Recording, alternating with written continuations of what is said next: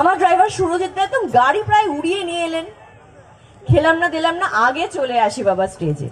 তো যাই হোক, অনেকক্ষণ অপেক্ষার পর ফাইনালি স্টেজে উঠতে পেলাম, আপনাদের সামনে আসতে পারলাম, যার জন্য এত দূর থেকে আসা।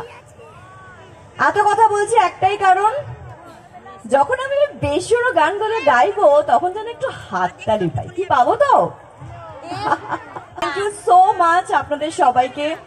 আমার অভিনয় জীবনের প্রথম পদক্ষেপ দুর্গাতে, তারপর টাপুর টুপুর, তুমি আসবে বলে, প্রতিদান, তারপর সারদা দেবী হিসেবে আপনারা এত আশীর্বাদ করেছেন, এত ভালোবাসা দিয়েছেন, এবং তারপর প্রত্যেকটা ওয়েব সিরিজ, বধুর নষ্টনীর, এবং আরো অনেক, শিকারপুর।